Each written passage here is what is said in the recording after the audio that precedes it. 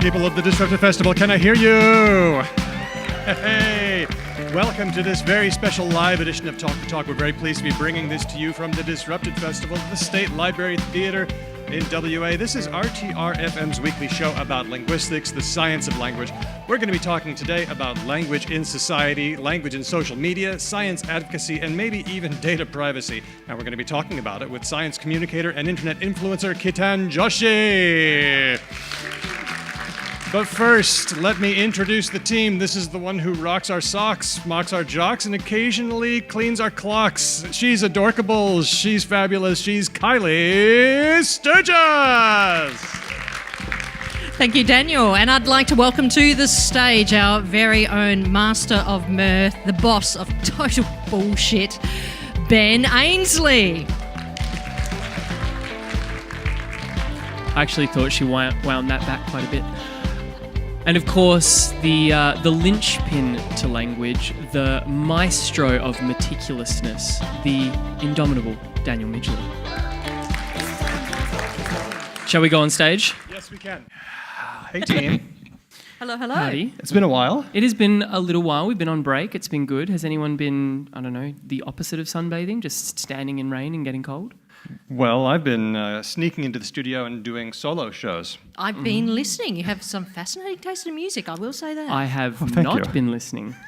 I have been doing other things. That is okay. Well, it's great to have you back. It's great to be doing a real episode again. Hedvig, our fourth member, is not here. Where's Hedvig? She's in the wilds, isn't she? Sweden. She's in the north, and she's attending conferences, talking to interesting people, and she's going to be bringing us back some audio. Yeah, we got a second linguist, everyone. Ooh. Thank goodness. Yeah. We've got a proper linguist.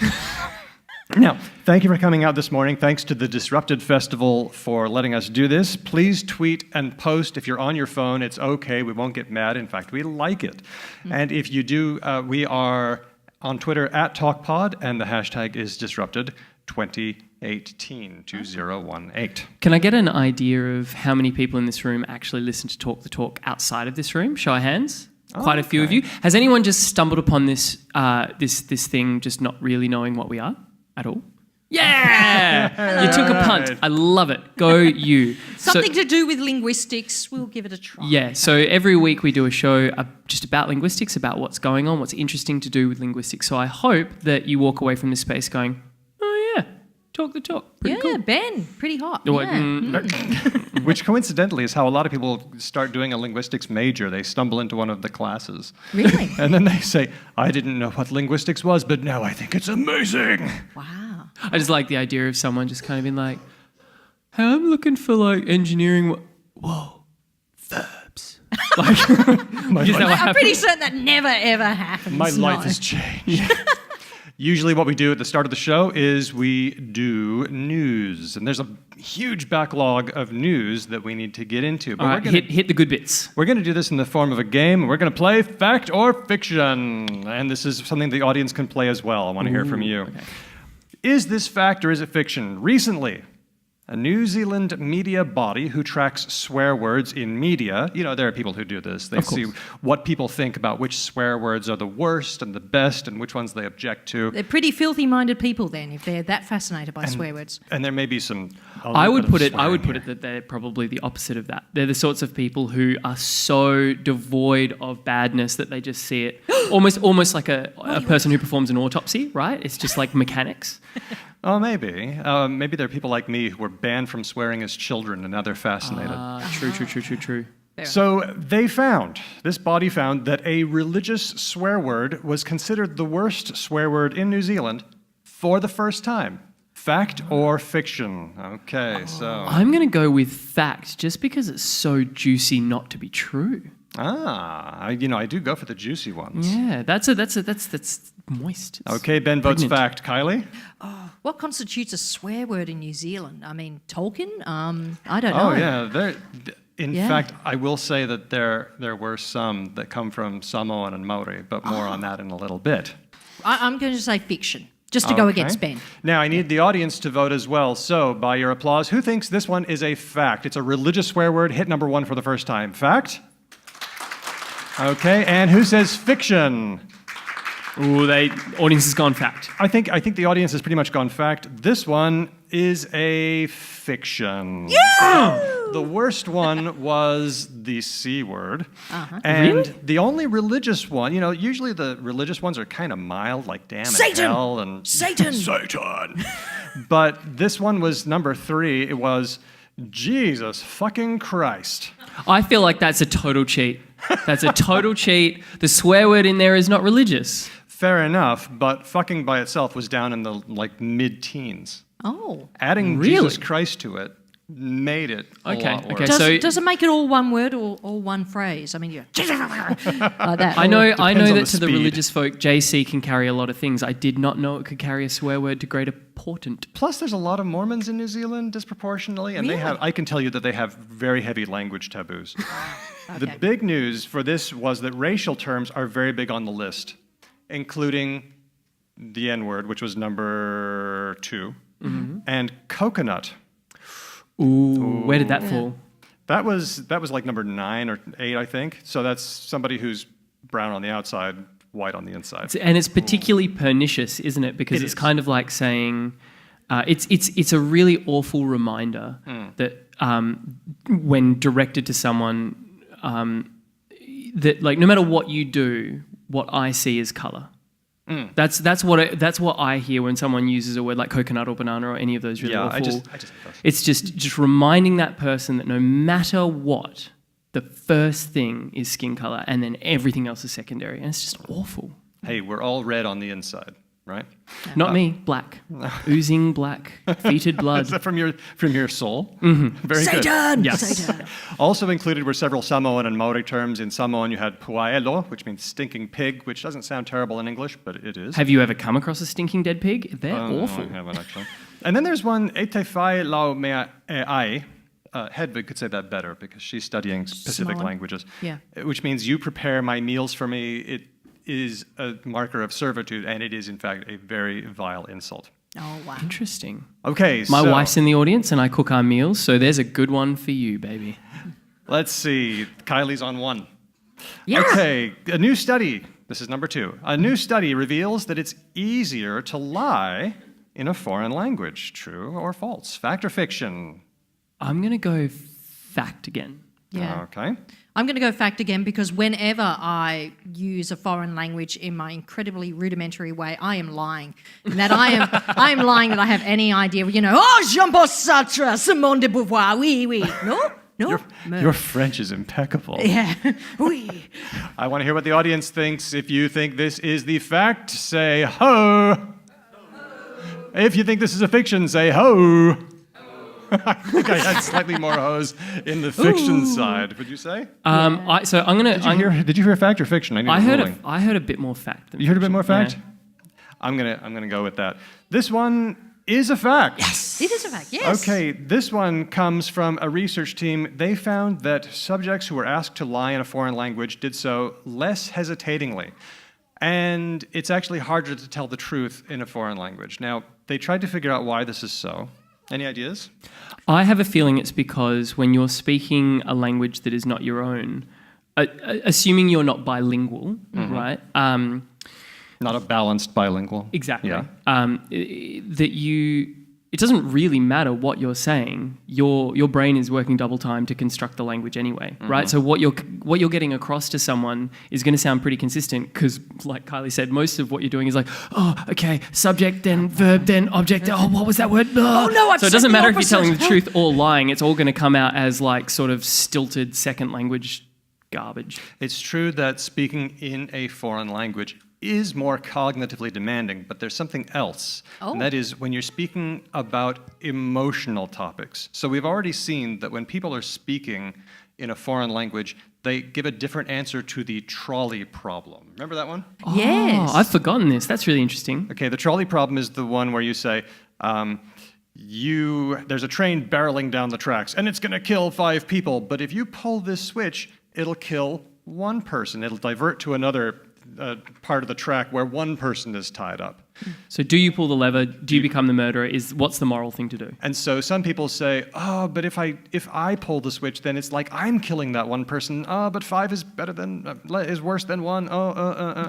But when you give the trolley problem to someone and you ask them that in a language that isn't their own, they're more likely to pull the lever and make a cold, give the dispassionate unemotional answer. choice. Wow. So here's the thing. Emotional, like a foreign language is less emotionally arousing. And when you're telling the truth, you're kind of more emotional to it. So the dispassionateness of the foreign language offsets the cognitive difficulty. And the effect is that you can lie taking less time. Right. So I guess I have to learn Spanish so I can do a lot of lying. So that is very a fact. useful if we get pulled If there's over in any traffic, people, yeah. if there's any Spaniards in the room, I just chose that randomly. I'm sorry. Okay, so it looks like the audience, Ben and Kylie, are all on one. Yes. Okay. Come on, Kylie. Next one, fact or fiction. Google Translate has started sending apocalyptic messages in response to nonsense data. Fact. I want that to be fact so badly. Why do you want it to be a fact? Because the computers will destroy us, and no one believes me. And sorry, Ketan, I know you're probably going to argue that in a little while. But it just, You're the Cassandra. Nobody listens to you. Do you know what I am? I'm the flock of birds that's going on in the background in every apocalyptic movie ever, and none of the characters see it, despite the fact that it is clearly foreshadowing the end of the frickin' world. Just saying. Kylie? What kind of apocalyptic messages? Like Trump will be elected for a second term? I mean, is there, I'm confused. Political. So I'm going to go probable fiction. I know we're probably going to break Google eventually, but I don't After think Alexa we've did done the that creepy yet. laughing thing, I'm on board, man. Yeah, this is fact. All right, by your applause, do you think this is a fact? Okay, and is this a fiction? Okay, that's People on fiction. my side.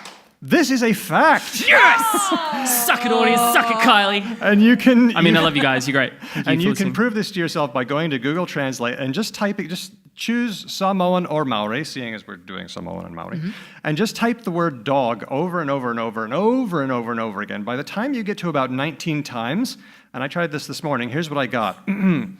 Doomsday clock is 3 minutes at 12. We are experiencing characters and a dramatic developments in the world which indicate that we are approaching the end times and Jesus' return.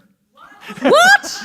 That's what it gives you if you just type in the word Flock of dog birds, people. over and over Here I am again. in the background, just tweedly tweet. All right, We're the gonna have end to- times are coming, and you're not seeing it. We're just going to have to... You keep on doing the show. I'm just going to type dog a couple of times Yeah, to just my do it. phone. Oh yeah, and then Or put it try on this speaker. one. If Yep. you've got a phone, you can try this one. Select Maori as the language and just type the word prophecy like about 9, 12, 16 times. This is about to get so creepy. What you'll eventually get is, you country, you are living on borrowed time. Reader mail. I don't know what that is about. male Daily human, Mail. male in the Daily mail. Mail. M-A-I-L. Okay. Prophecy of necessity is at the door. My distress come upon the world. Okay. See, what's I'm going seeing on? that flock of birds flying, Ben. I'm seeing that flock of birds. It's just, well, there's a fairly simple answer, but I wonder if anybody can figure out why would you just typing the word prophecy over and over and over again give you a Well, a okay. weird So message? first of all, we'll take the very obvious, truthful answer, which is that Google is genuinely prescient and knows what's coming and is telling us. Besides that. Besides that, I think that this is a delightful coder somewhere along the way having a bit of fun. Okay, interesting. Kylie, you got any guesses? I'm tempted towards that direction. There's some poor coder out there who's just so completely and utterly bored of children just going, dog, dog, dog, dog, dog. Right, that's it. I'm going to frighten you, child. Anybody else got an idea? You're being hacked? Yes, that That's sounds pretty good. Yeah. Google, what's all of happening- Google has been hacked. What's happening is that when there are smaller languages that aren't as well represented, like English has just heaps of data, and so it can get pretty fine-grained.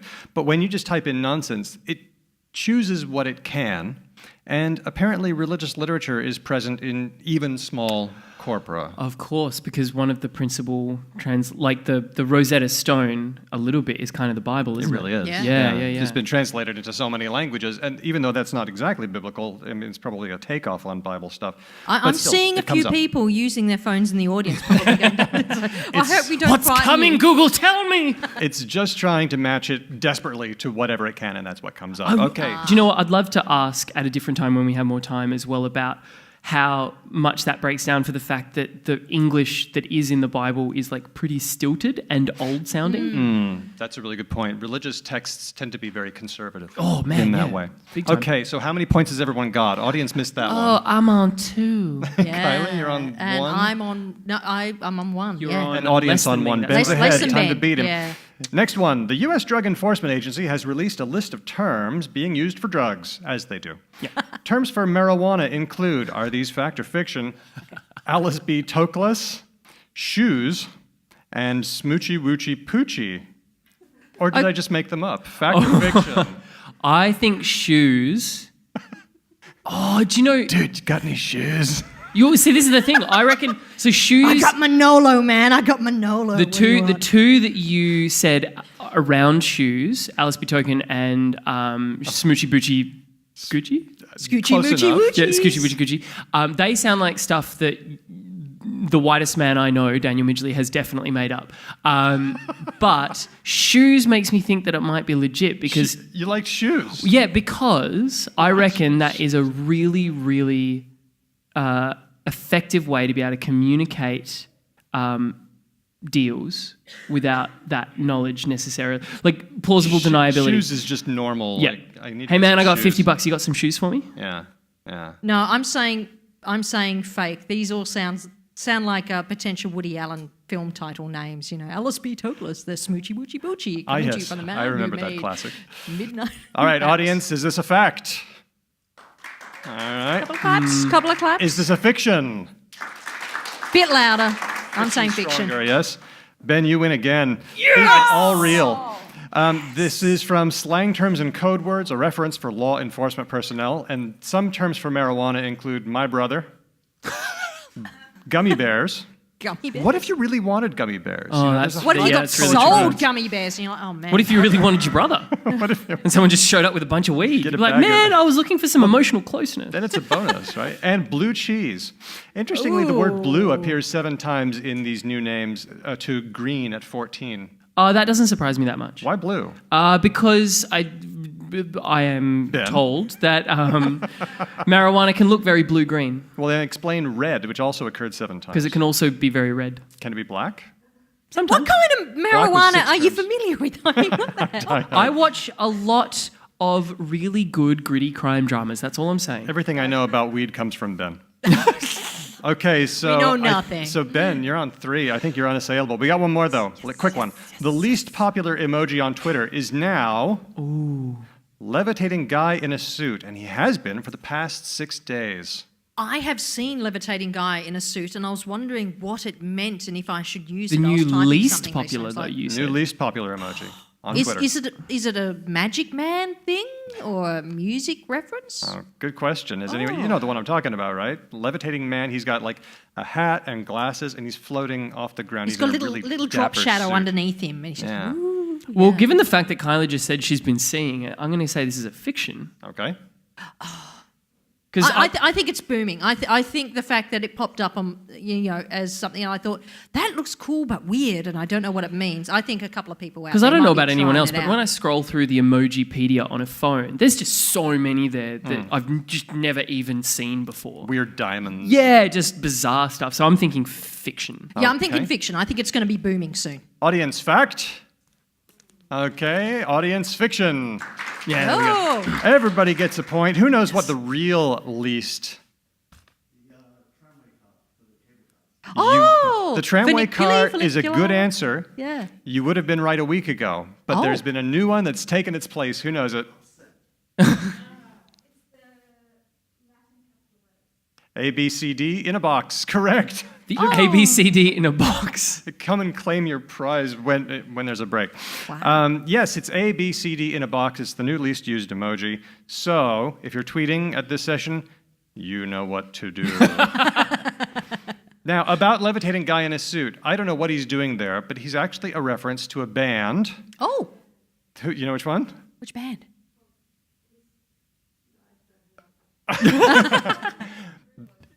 Yes, he's Rude Boy. He's Rude Boy. So you said, so what happened there is you said you didn't have an answer and then you immediately gave the right answer. So I don't know what to believe. It's usually associated with bands like Madness, The Specials, Ska and music. the English beat. Yeah, ska music. Awesome. Now, interestingly, you can take a character and add woman to it, the woman symbol, and you'll get, instead of a male professor, you'll get a woman professor. So now, levitating man in a suit, Rude Boy, has a rude girl counterpart. Yes. So if you type it on Twitter, you get a woman in a business suit levitating, but I feel like she's not, you've strained out the ska reference here. And so Facebook does have Rude Girl, the artwork known as Rude Girl. She's on English beat albums and so on. And so she's levitating off the ground and it's fantastic. Thank goodness, because, I feel like for a while there, the world just laboured with a not female reference for ska bands. I know, and there she was, under our noses the whole time. Oh, whew. Ben, you are the winner for this one. Let's give Ben a big hand Go, Ben. for Fact or Fiction. My only real prize is defeating Kylie. Yes, that's true. Very competitive show. Well, now it's time to get away from the news and time to introduce our guest. He is an internet influencer. He is a tweeter, a fascinating guy, and a science communicator. It's Ketan Joshi. Let's welcome him to the stage. Woo!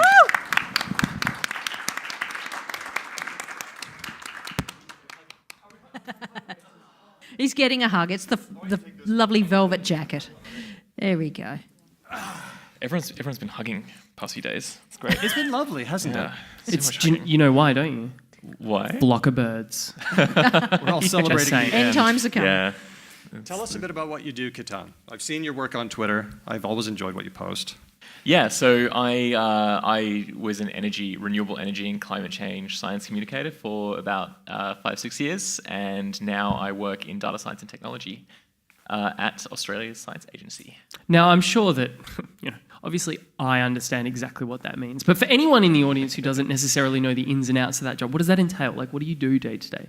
My day job is communications around simplifying the technology that's used when you apply big data to common problems. So an example might be someone studying the Great Barrier Reef. You have a huge data set, but you need a set of tools to actually apply that data set to get science going. Okay. And then the other side of it is new technologies. So a technology that you might use to protect your privacy when you're cruising the internet, for instance. Okay. Can you tell us about any, or is it all like hush hush? No, it's all public stuff, and cool. the unit is called Data 61, and we are part of the CSIRO. Great. Let's talk about that for a second, because one of the tasks that you're into is something called sentiment analysis. Like, if I want to know if people like renewable energy or don't like it, or if they like a certain movie even, sentiment analysis helps me grab a bunch of reviews or, pick stuff out of the stream and see whether the general sentiment is mostly positive or mostly negative. Is that right? Yeah, so it's not something we really think about when we're posting stuff on social media, is the life cycle of the thing that you just posted. It's you kind of feel like it's a little bit ephemeral, it's a bit brief, but a lot of this stuff ends up in data sets, mostly when it's public, and all of that gets processed and put through a machine to try and figure out generalized mood and topics, and I guess like feeling and tonality and the way that a mass of humans is experiencing or feeling a certain thing at a certain time. And yeah, we've had a few projects at work that focus on this. We did one for the State Library of New South Wales last year called Visi, and that was essentially archiving public sentiment data. So not everyone's specific tweets, but archiving sentiment like trending topics, and the way the tone was expressed around political issues in the 2016 election, I think. Well, that was going to be my immediate follow-on question, was like, there must just be a bunch of super slimy people who are just like, tell me what they think about the Labour Party. Yeah, this was more for like public records, archiving and looking back on it in the future and seeing what people were saying about a certain thing. just earlier today, I was flicking through that great little. There's this giant book on a table just around the corner, and it's got all the old classifieds and all the old ads and things like that. And you can derive so much information about the time, the mood. There's all these ads for like old medicines in there, so all the anxieties that people had about disease and ailments and things like that. And I strongly suspect that social media will serve a really similar purpose. I think it's really important to make sure it's all archived and stored in a great little database for the future. I'm concerned about how much that is archived and stored is going to be completely and totally repulsive. Does it have a tendency to do that? It's particularly since you mentioned politics, there might be all sorts of things out there. It's like, oh, geez, that's embarrassing. Yeah, people post some stupid stuff about politics on social media. I've got to say, honestly, like it's the most unpleasant part of social media for me is political part. Yeah, absolutely. Just because often it's the least interesting, it's the least insightful, it's the most reactionary. When people talk about social media being a cesspit, I think really what they're talking about is the political element of it. And the great little communities and people discovering new ideas, discovering science and discovering like critical thinking and rationality and jumping things like on that. Causes that deserve support. Yeah. There are those communities too, but they don't quite get the same prominence as the political side. I would argue that it should all be stored and archived, even the repulsive parts. Really? I think it's important historical record. Does this mean then that you get to kind of you get to do what I think the rest of us can only dream of, which is, do you actually get to take a bit of a non-algorithmic view at the data? Like, so for instance, I'm just going to speak for all of you. We tend to approach social media, right? And I don't know about anyone else, but I certainly go there and I'm flicking through and I'm just like, this is just the worst. And it's not necessarily always political, but it often is. And because now politics and identity and personal and that's all coming together, do you kind of go, yeah, cool, that's all great, whatever, but that's also kind of all just noise and that's having its dials turned specifically to engage my eyeballs? Do you get to look at it and kind of go, well, hang on, but I can actually see everything, not just the thing they want me to see? It depends on the platform. Okay. You can't archive Facebook. Right. It's a closed system. I mean, as a lot of it is, the users are specifically changing it to private, and so of course you should never archive that. That's private information that they're posting on the platform provided by a private company. Okay. So, and then on top of that, the difficulty is that the public posts on Facebook, we consume them through a machine that processes information about our personal tastes and says, Ketan, you are going to love this post. Yeah. That's Facebook. Right. On Twitter, which is a different platform, my feed at the moment is curated by who I follow. Right. So the shortcuts in my brain when I'm reading things that people are saying, like, oh, I really like what that person's saying, so I'm going to follow them. So it's curated in a similar way. It's just not algorithmic. It's biological. It's my brain doing it. Yeah. Okay. What about Instagram? Because I know that there's generational differences in how people use social media. If I'm going to come across a young person and their post, it's most likely going to be on Instagram rather than Twitter. I've had people say to me, Snapchat. I've left Facebook, Twitter's a cesspit, Instagram or Snapchat is where it's all happening. Do you have to deal with those? I love Twitter. Twitter's assessment, but I still love it for some reason. I don't know what's wrong I think with me. that if you think Twitter is terrible, it means that you're terrible. Oh, I love Twitter. I love Twitter, but I know that some people, Twitter just say, Twitter is Instagram where legitimately it's terrible, but I will still defend it for some reason. I don't know what's going on with me. But what about Instagram? Is that something you look at? It's worth mentioning one interesting thing, this trend in the past few months where Instagram was the sort of the core, Instagram and Snapchat were the place where young people were sort of leaving Facebook, which was perceived as like The this hip kind of new old thing. Yeah, and Facebook Old. is a bit old. It's a bit like Well, it's where their parents clunky. are. 40 plus. Yeah. That's essentially what it amounts to. No teen wants to be where their parents are. Yeah. Yeah. Weirdly though, YouTube is now Really? YouTube has overtaken Snapchat and Instagram as the platform of choice by raw minutes that people are spending, and YouTube is not a social network. It's a video sharing platform that has social elements to it, and it freaks me out a little bit because all of the problem that you mentioned before about an algorithm deciding the thing that you consume is quite a powerful element on YouTube. You guys, Sure. You watch a YouTube video and it comes up with this little circle saying, "I'm about to autoplay the next video," and you might start with some relatively innocuous piece of content, and then YouTube's recommendation algorithm is so powerful that you get sucked into this like little extremist rabbit hole. It's quite astonishing. If you can stomach it, I recommend finding a view that you don't like on YouTube, a view that you personally find like you don't agree with it, but it's not. But not that it's abhorrent, but just something that you're like, yeah, I don't really agree with that. Watch that video, skip to the end, skip close to the end of the video, and it'll start recommending the next one. And you will find yourself within 3 or 4 videos in a very, very weird, astonishing place. I recommend giving it a go.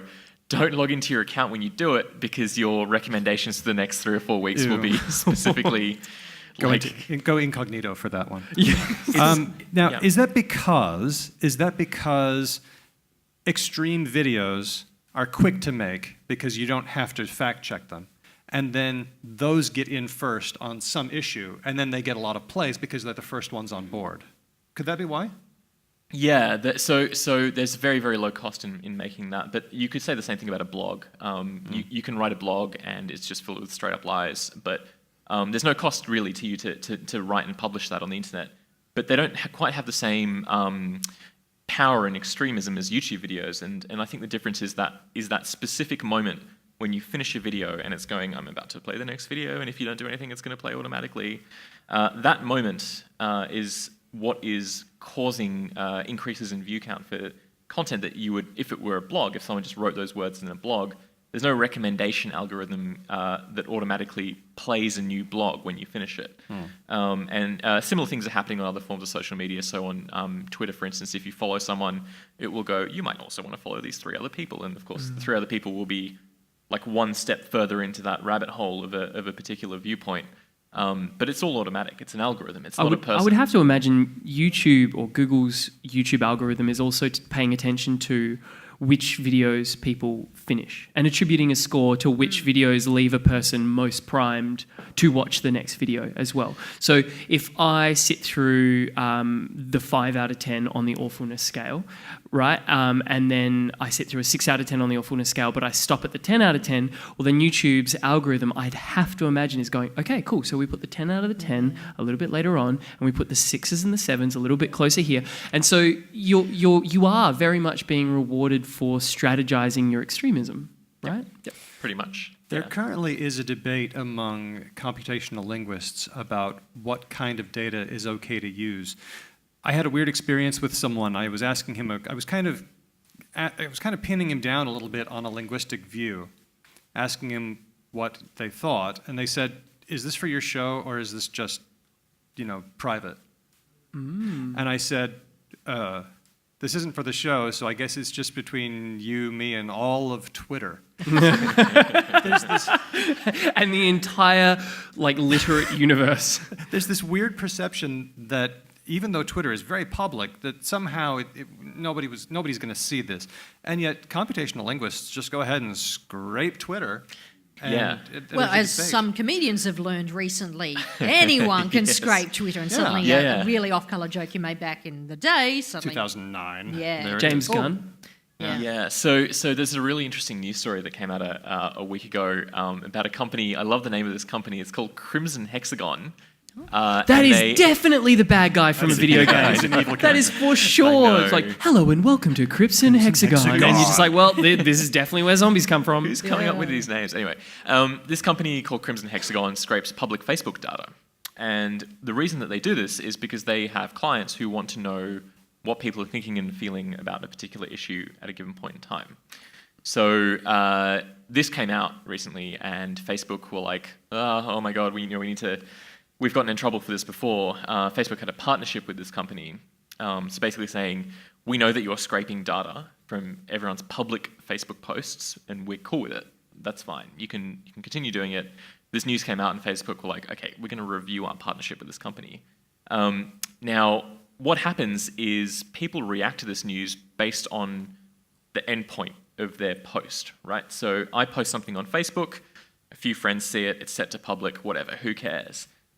When I hear that post was used by a company called Cambridge Analytica for the purposes of an election campaign, even though it was aggregated and sort of subsumed into this weird mass, I still feel creepy. It creeps me out, and it feels... You personally were responsible for Brexit. Yeah, I know. Basically. It sucks. It's like, It's very hard to explain precisely why we all react quite strongly to that, but it feels like we were used for something. Yeah, we feel puppeted. Yeah, and so Crimson Hexagon are scraping all these public Facebook posts, and people feel creepy about it. And it's not a specific, like, very easily described ethical thing, but people definitely don't like it. Even if they are sharing something publicly, we generally feel a little bit weird about that being used for things that we didn't really think about when we were first posting it. Do we really know why? Why we feel weird about Why it? we feel weird about that? Is specifically when it comes to because I don't think, or at least I don't post things publicly unknowingly, right? Like if I'm putting it into the public forum, when I comment on a news story, God help me, I'm thoughtful and mindful about the things that I say because it's contributing to, in the same way that I'm thoughtful and somewhat mindful about the things that I say in this venue. Catch me with mates over drinks, right? Different guy. Why do we feel weird about that? So if someone took the sentence you just said and edited the words to form the slogan of a political campaign, right, and attributed it to you. Yep, I feel really creepy about accurately, that. Sure. Like, so if the attribution was accurate, but it was presented in the context of, like, on a poster saying, a political party that you a political party that you disagree with, had your face, your words, and your name on there, and they were saying, we agree with Daniel Midgley. All I like to do is hang out with my mates, do it with the yeah, I get it. Okay, fair enough. the Spectre Party. So Crimson Hexagon. Yeah, they're not lying, but they're using something that you have created, something that you are responsible for something that you don't that you disagree with. And I think that's the creepiness of it. Same thing if they took if you're out in public, you're walking down the street, and you end up in a stock photo. And it's used Just picking your nose. Yeah, and it's used on some dodgy website, and you're like, I really don't like that. Oh, you can't go up to them and say, how dare you take a photo of me in public. Legislatively, there's not really much you can do. It's a public place. You're in a public place. Yeah. But you still don't like it. It's true. If a corporation was in the middle between you and They that stock pass the photo on. Yeah. you would not like that corporation in the same way That we is don't true. like Facebook. Yeah. Let's go to the positive. You've used Twitter for a long time to promote science, which is very difficult to do because sometimes we found that when you give someone information they don't agree with, they believe the old information harder. And it's really hard to correct misapprehensions and spread the word about science and communicate well. What would be your tips for using Twitter well to spread good science? It's a really good question because there's a lot of different thinking about how to do science communication. Something I've always loved, and this is by virtue of the fact that I ended up in renewable energy and climate change as my first ever science communication thing. You only think about misinformation. Like, you don't really think about, I've just done this wonderful new scientific discovery about wind turbines and the way they operate. You only think about the front page headline that has completely misunderstood some weird technical thing about renewable energy. But then you get to think about turning that into a moment where people actually end up learning more about wind energy because of the misinformation. And that comes to the power of really quick rebuttals and refutation on social media. So there's a news cycle. Newspapers get written up the night before, they get published. Digital articles go online at about midnight. And then in the morning, everyone's picking up the newspaper and reading it. If you work in a job that is night shift, like I was, monitoring wind turbines, you're basically awake between midnight and 7 a.m. And you have some downtime because wind turbines aren't always going wrong. They often have times when everything's fine. And you click onto a news website and you get all these articles with misinformation about wind turbines. And so you might be compelled to start a Twitter account or write a blog about that. And your article will be ready, polished, and out there at 6 a.m. And everyone is going to be reading that before they pick up the newspaper and read it. And it's really good. And if you write it well, if you write it in a compelling way, you end up teaching people about the principle that was wrong in the context of why it was wrong and what the real answer is, the real science behind it. Does that risk becoming a deficit model of communicating science?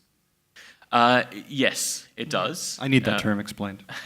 That's where rather than you're just correcting things all the time, and it just seems more authoritarian. Playing rather defense. Than, playing defense. Yep. Yeah. Yep. It's not the only way you should be doing things. No, absolutely not. But it's actually a great in for a lot of people because they understand. I think we instinctively understand the drama of wrongness. I think it's a really compelling story, and compelling stories are always a big part of getting science out into the world. And it has a bit of an ugly tone to it. It has a bit of a warring kind of like fighty tone to it. But I always like the fighty parts. Is that because we're skeptics? I'm that way too. Well, on the big five, I think all of your disagreeableness scores sit like up around like the 8 or 9 out of 10, and I'm just sitting back here at 5, just being like, I don't want people to hate me. Yeah, I mean, it's you can do it in such a way that is not really targeting the person or their ideology or their traits. You talk about the thing that they got wrong. There are a few people who I kind of over time sort of classified as people who were consistently wrong about things and described them that way. That was about as mean as it got. I was just like, you are amazingly Error wrong. number 65 for the 2017 science communication year. Good job, Gerald. Yeah. Alan Jones is one of them. Oh, I'm happy to say that. Like he at least he was funny in how badly wrong he got things. Like when you described it literally and precisely, the magnitude of wrongness that he was making when it came to like energy and climate, it was funny because it would be like, that's the equivalent of saying Malcolm Turnbull is 25 meters tall. Is how wrong you were when you said it's that. almost pantomime. Like it's just ridiculous it's children's theatre. First Dog on the there's Moon good was drama just in it. opening up his tablet and going, yep, I can draw this easy. Yeah, so that would be my advice really, is actually don't shy away from doing a quick semi-respectful debunk as a way of talking about your particular area of science. I know there's a lot of like people kind of shy away from it a bit. They're like, oh no, you've got to just champion the positives, but no, sometimes you should be explaining why things are wrong because there's a lot of wrongness. I guess the only major concern I would have with that model is its propensity to just sort of go through the letterbox slot of a particular echo chamber and stay there. Do you know what I mean? Like, it doesn't... Correct me if I'm wrong. I often am. Daniel's kind of question was like, how do we get beyond those chambers? Is that kind of right, Daniel? I'm enjoying that question. Let's go there. Yeah. So like, how do we take the person who listens to Alan Jones and goes, oh, bloody hell, the planet's been warming and cooling for like a bajillion years. What's different this time? How do we get that person? So it's a good question. There's a few different modes of thinking on how to do this. Unfortunately, they all kind of seem to come back to developing close, trustworthy relationships with individuals who you disagree with is the best way to do it. Right. They listen to you, they trust you. God, that sounds hard. It's really hard. Unfortunately, when it comes down to it, there was a study on how do you make racist people less racist, essentially, and these like researchers started out with like all the energy in the world, and they were like, "Yeah, we're going to find out. We're going to assess all the literature. We're going to do a meta-analysis." Oh, my poor darlings. That's so sweet, isn't it? Yeah, I know. It's so sad. And they got to the end, and they were just like, "We've looked at everything. Like we've just looked at all these different methods, and the only effective way for somebody with racist views to become to reduce like the power of those views, reduce the influence on their worldview, is to just be friends with people who belong to the race that they already hate." Just to hang out with brown people. Yeah, it's very high effort, and you can't really do it en masse, right? Like you can't go to Twitter and say, I'm gonna become friends with all these people with dumb views. I'm a brown person. Anyone want to be pen pals with me? Is that like? Yeah. It's hard. Yeah. Wow. I just feel like sometimes what we need to do is not play to people who already have, say, racist views or extremist views, because they've got an ecosystem that's going to support them in those views. What we need to do is go with the mushy middle, the ones who already kind of Is have there those much views. mushy middle There left? is a mushy middle. There's like 30% committed either way, and then you've got 40% kind of in the middle. Yeah. I'm also thinking about something that Will Grant and Rod Lamberts wrote recently on The Conversation about we have to recognise that people are they have interdependent ideas. So you might have someone who might be tweeting at you going, "Oh, those windmills, causing headaches and so on." And then they realise, oh, hang on, we actually share a love of this particular different field. And so they might be interested in, okay, well, maybe you have some certain shared values after all. And maybe tapping into those might be a useful key. It works quite well. I've had that experience a few Yeah. times where I disagree with somebody and we just find out we both like Battlestar Galactica. It's just, Hey, that guy's all it's- right. Maybe it's he's right on actually- this other thing. It's quite disarming when you you have formed. I do this. I'm very, very bad with this. I tend to form generalizations about people if they hold a particular view Yeah. that I have experienced or seen online a lot. And I'm just like, oh, you're one of those people. Oh my god. It must be Like, very just- hard for you in particular, though, right? Because I think everyone in this room already does that, but you get availed of like just a tsunami of those messages. So there's a really interesting thing on Twitter, and I recommend if any of you have Twitter accounts, it's worth just toying around with this just to see what this experience is like. If you tweet certain words, there are people who use this function on Twitter where you can search, you just have an automatic column that shows you every time everybody is using a certain word. And what they do is they will find everybody who mentions a certain topic, and they will just jump on you, and you'll be totally taken by surprise. You're like, oh, what? I was just musing on this particular topic. The phrase for it is called sea lining, and it's based on this cartoon where there's two gentlemen in a rowboat, and a sea lion pops up and says, "Excuse me, I couldn't help but notice that you were talking about this particular thing." And they're like, get away from me. Friggin' sea And then the lions. sea lion keeps popping up, like like they're at home and like having dinner, and the sea lion's like, I don't see why you're being so rude. I just wanted to talk to you about this little topic. But people sea lion all the time on Twitter, and if you mention Chappelle Corby, e-cigarettes or vaping, Yeah. Bitcoin or blockchain, Oh, God. no, Would these people be mostly men? yes, yeah, consistently. checking. Who Yeah, else? no, that's Who a else very has a clear- capital of free time? All the women are busy getting shit done. Pluto, planet, who cares? Whatever, delete. Yeah, it is like demographically very specific, and it's Gamergate. So Gamergate was Oh. was Oh, a here we go. these guys. Everyone was just like, oh, but you guys, I don't think you know what it is. So it was a big thing that happened in the US with video games, and these bunch of dudes all targeted journalists because they didn't like female journalists what they were writing about computer games, and it became this huge thing of feminism. Like this massive campaign of abuse, and they were like, no, it's about ethics and video game Video journalism. gaming, But yeah. it's a good example of where social media has facilitated basically the destruction of a topic, right? Like you cannot talk about this topic without being assaulted by this like horrible like mass of people who are searching for this phrase or this term or the topic, and they just ruin it. It's quite fascinating. If you ever worry, or if you ever want to sort of convince yourself that this is all just happening online and it's not actually that big a deal, I teach year 9s video games, right? And I teach them about gender in gaming, and I see the transference from the online world into the real world, because I'll have a room full of 32 kids. I go, okay guys, we're going to talk about gaming, we're going to talk about like female tropes in video games, and you can watch every boy in that room go, Really? Oh, really? yeah, They because they have lounge been out, thoroughly inculcated by Gamergate and by this like Oh. ardent hatred of feminism. Yeah, it's quite astonishing to read stories on social media of people with like young kids, sort of 9, 10-ish, and they just come downstairs after watching 4 hours of YouTube, and they're just like, they'll say something, like about feminism specifically. That seems to be a particular thing, and they've just been radicalized. Yep. And it's a really odd thought, because when we think of the word radicalization, we think of very specific cultural things, but we don't think about YouTube. Yeah. It's a weird thing, and I think Facebook gets a lot of heat, but there are other platforms that probably are Deserve doing a similar much things. closer look, yeah, for sure. We do need to wrap this up because I want to have time for audience questions after Word of the Week. But do you have any recommendations for our audience? What can you do to either keep yourself safe or convince others or be a good science citizen?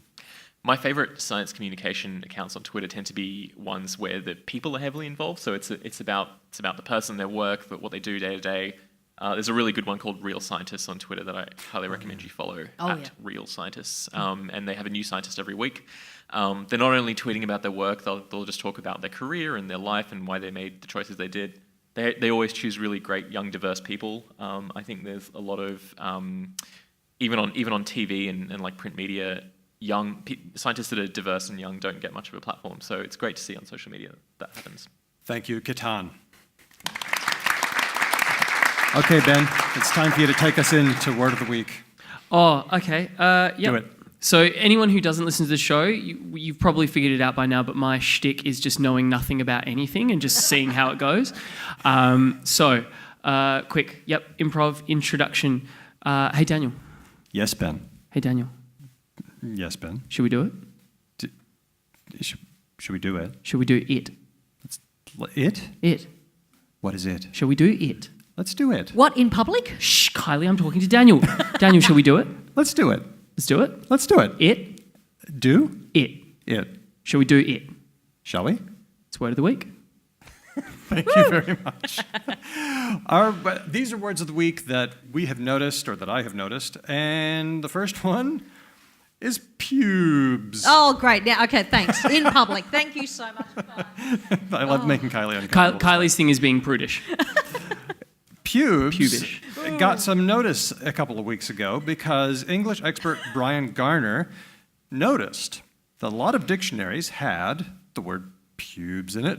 Well, but pubes is a word. Isn't that how dictionaries work? Yeah, but the pronunciation... Is this the first time you ever looked up a dictionary to find the naughty word? What? I believe that you're the one who does that typically, Oh, don't you? You used to do that in that's just school, me. Yeah. looking all the naughty words up. Oh, dear. Well, what he found was that there was a pronunciation attached to it, but it wasn't the pronunciation that we use. Pubis. Pubes. Pubes. For Merriam-Webster's and for other dictionaries as well, it only had one pronunciation, and that was pubes. And we're talking about not a different sense of the word either. I don't know. Do you have a hypothesis? What is a pube? Yeah, what? What? My brain is just I bet exploding. like there was one person who always said it that way and got stuck into arguments. Like, no, it's pubes. I'm putting it like- in the dictionary. Or the Ah, dictionary I mean- writer was just a person who didn't talk to a lot of other people, so they were just like, pubes. Well, look, I think... Sheltered lifestyle. I think, Ben, that you are the closest, again, because, not in the part about not talking to people. Right. Because there are multiple senses of pubes, Yeah. or the word P-U-B-E-S. Because, yes, it does refer to the short and curlies, but it also refers to The bony plural bit? of pubis. The what? The bone. One's pubis is one's pubic area. Yes, the pubis P-U-B-I-S. mons. So plural would be pubes. So if we had multiple bony pubic areas together, Yes. that we would have pubes. A multitude of pubes. I just can't imagine, unless you're a serial killer, like what call would you ever have for that word? Thank you very little for that image. But so now what's happened is the dictionaries have had to update. Merriam-Webster is updating their entry for pubes to include a new sense, the hairs, and a pronunciation of pubes. So who is the everyday hero who clocked this again? Who went through the dictionary and was like, hold the checking this phone? out. I'm going to fix the pubes. Iva Cheung and Robin Marwick, and especially Jonathan Owen from Arrant Pedantry, they're the ones who sort of started talking about this and started, petitioning people who write dictionaries. I like pedants get a really bum steer a lot of the time, but this particular pedant was like, whoa. We don't have the word for pubes in the dictionary. Get me Oxford. Like, that's just, that's phenomenal. The hotline now. So that's pubes. Another one, flop. We know about flops. Unfortunately. We've had a few. Well, a flop could be a show that bombs, a show that doesn't do very well, but a flop account is something different. A flop account. Has anyone heard of this on Instagram? I have on Instagram. Someone mentioned it yesterday. In fact, they said that it was a You've heard this. information sharing flop accounts. That's pretty much what they said it was on Instagram. To use the word, I associate it with something like maybe like Flophouse or to flop like in a show. And is it an account where you test run things to see how they'll go? No, before it's you... not. Oh, No, okay. good try though. Any other guesses? Yeah. You told me what it was before, so I'm not going to get it. So what it is, a flop is a fail. What we used to call epic fails are now flops to the younger sort of audience, ages 13 to 17. Wait. What? Hang on. Flop has come back around to be the young person lingo? Yeah. Oh, okay. Wow, Cool. Yeah. ownership. So what if they post flops? Like maybe you got a video of somebody being very racist and berating somebody on a bus. That's a flop. And if you are a social justice sort of kid, you might post that flop on your flop account on Instagram, and then other people can find out about it. Has anyone else heard this? Is this in anyone else's lexicon? Okay, then this is something to watch out for. So this is just, it's essentially like the Instagram version of like Reddit fail pages. Yes. Oh. Right, okay. Yes, it is. Okay. But it's also sort of a way for young people to become politically active and give their own commentary on these. Radicalized in the other direction. Well, sometimes it goes both ways. There are alt-right flops and there are social justice flops, and there's all kinds of other flops in between. So, a flop account. Watch out. That one might be coming up in your life if you have young people around. And then, Ketan, you've got some that you wanted to publicize. You wanted to use our forum as a way of publicizing your own words of the week. What you got? I have been campaigning for this word to be Word of the Year 2018 on social media. I really hope that it will be. Dollary doos? Is it dollary doos? I want it to be dollary doos. It's not I love dollary dues. Sorry. Dollary doos will never die for me, sorry. So the word is self-own, self-own, and to self-own is to set out with sort of bad intent and on a big platform with sort of a cruel spirit, and to end up massively owning yourself, aka failing at whatever it is that you set out to do. I'll give you an example from earlier this year. The Today Show had Carl Stefanovich talking on a 3 or 4 minute rant about the release date of the movie Avengers: Infinity War. Which was on Anzac Day. It was on a public holiday. Do you remember this? Yeah. Yes. And he went on this like 3 or 4 minute rant, and he was going completely wild about this. He was infuriated that it was an insult, and That we impinge on the honour desecration. of the... And he was so furious about it. 3 days later, 3 days after Anzac Day, Channel 9 got in quite a lot of trouble because they had had their cash cow promotion. And they'd used, I think it was the word and symbology of Anzac Day as part of their cash cow promotion. And it was just like... That's not cashing in at all, no. And it was just such a great example of the phrase self-own, which is when you sort of set out with like a lot of gusto and a lot of like righteousness, but with not a lot of, without really a strong case or a strong point. But then you just sort of end up tripping yourself up afterwards. And there are many other examples of self-owns in public, and it's just when somebody kind of says, "Oh, I'm outraged to see this particular thing," but they're fundamentally misunderstood what's going on, and they're sort of making fun of themselves in the process. It's virtually a karmic law on the internet that when you criticize somebody else's spelling or grammar, you will make a mistake in that very comment. Yes, We've all very seen that. classic self-own. But I would trust that as long-time listeners of the show, most of the people in this room have realised that being that person is not a great person to be. Do not be Well, that person. your argument isn't valid because you've used the wrong version of your, despite the fact that we Never can do infer what your means contextually when people say it every single time. Yeah, never do that. Got one more? Yeah, my second suggestion is my own invention. I kind of want to try and make it a thing. It's more of a hashtag than it is a word, but basically what I've noticed a lot over the past few months, but it's been going on for quite a long time, is when people when crime is reported on, surprisingly, the ethnicity of the person who has done that crime will be highlighted in the headline or in the words of the bulletin or in a tweet or on social media. Surprising. You will, well, so yeah, not surprising, but like you will notice it as soon as you start paying attention to this trend. You'll start noticing it everywhere, and so ethnicity is left out when it's somebody with a Caucasian background, Anglo-Australian background, but it is mentioned when it is somebody who is an immigrant, and often it's justified on the grounds of like, well, the police are still looking for somebody we're just talking about the characteristics of the person. Pay attention to when that person has already been caught.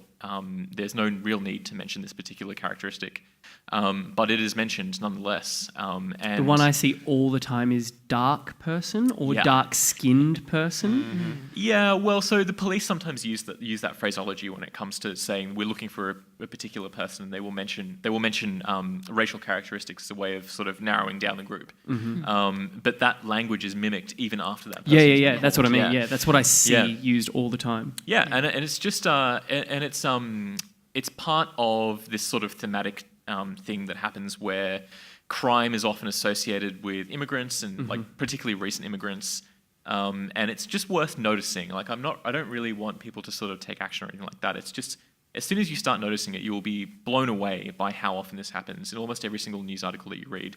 So what's the word? What are we looking for? Oh, sorry, I didn't say the word.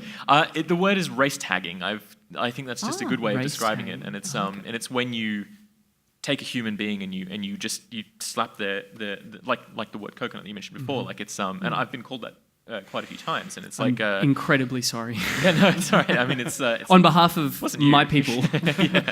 I have to say, I've been called that by people like people from an Indian background, and it's because they see my persona and my characteristics as sort of betraying the sort of like what they imagine a good migrant should be, as opposed to what people who like people in Australia might imagine a good migrant to be, and it's sort of like these two just differing views, and you kind of get stuck in the middle. And I'm just like, screw it, I can't be bothered dealing with any of this.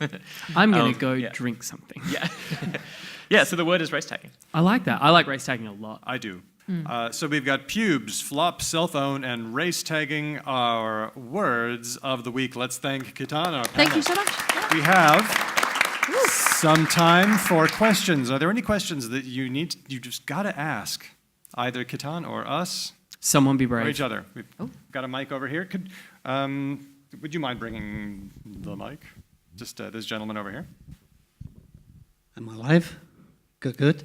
As an upcoming 80-year-old, I have to confess I've missed half of what you've been talking about anyway. Which leads me to say I feel sorry for you. But the question is, when you post on social media, where does ego and disruption clash? That's such a great question.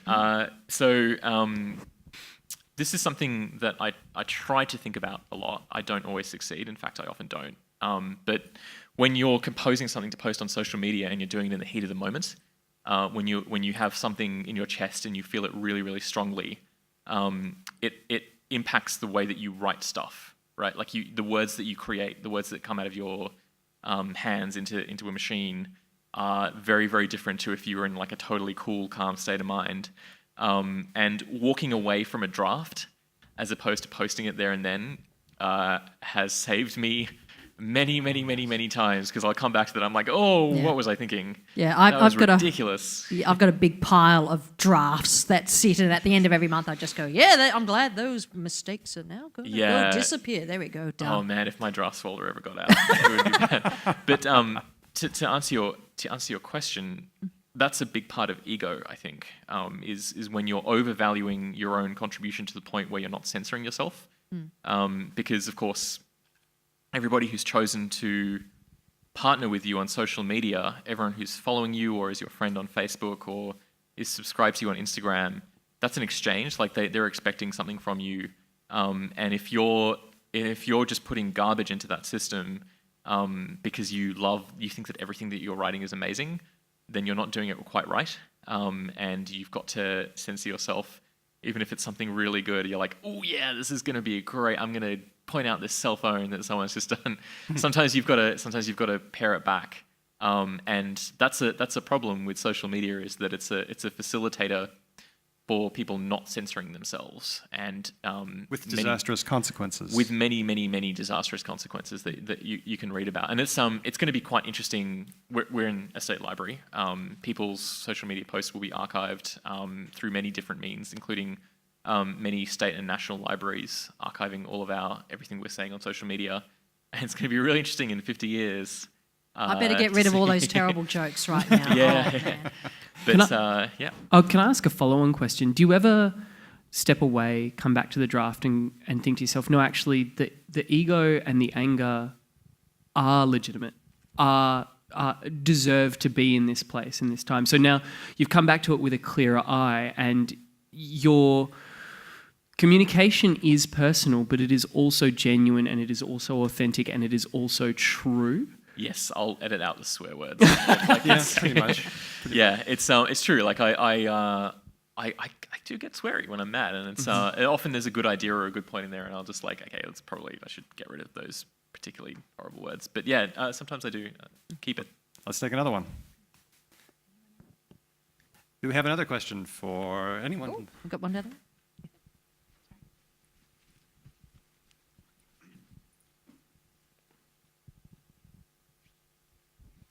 Ketan, what are you thinking about the nature of your changing audience, especially with, emergent cultures and countries? Nature of a changing audience, do you mean for social media? Yeah. So this is a really interesting point because the way I think about this in the context of immigration, and the reason I think that is because when I arrived in Australia, I was born in London. I arrived in Australia in the mid-90s with my family, like an Indian family, but coming from London. And a big thing that was happening in London at the time was about ghettos, right? Like physical locations where recent migrants are like, I want to move to this place where everyone else, like my family and friends from the place where I just moved from, they're there as well. And that debate was happening in Australia as well, right? Like where, migrants are fine, but they have to integrate. Like they can't form these physical enclaves where it's everybody from that particular background. I think about this in the context of social media because this is a really interesting point where all these social media is a community forming catalyst, right? Like it's a machine that makes communities happen. And migrants now have that digital access. So maybe what's going to happen is there will be fewer of these physical spaces where people feel the need to actually go to a place where there are sort of faces around you and the faces have the same racial background. That means that audiences for social media are starting to become more racially tuned than you might think. Social media is not a broadcast tool, it's a many-to-many tool, right? So we start forming clusters. It's not like I'm there broadcasting to a whole bunch of people. I'm actually a part of a cluster myself, and my audiences are clusters. So it's an interesting shift, and it means you have to start thinking about the things that you do differently because you're starting to broadcast, you're starting to communicate with clusters that have very, very different backgrounds and very different views. So, and I just think it's interesting to think in the context of geography as well, because the way migration works, the way recent migrants decide where to live, I think it's going to make a bit of a difference. Yeah. Unfortunately, we're going to need to wrap it up, but we will be available. If you want to listen to old episodes, you can catch what we're doing on talkthetalkpodcast.com. We are TalkPod on Twitter, and of course, we are on Facebook. Let's thank our guest, Ketan Joshi. Thank you so much.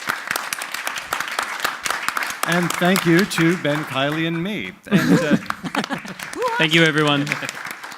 if you would like to, take a card on the way out, and we hope to see you later on. Thanks for listening, and until next time, keep talking.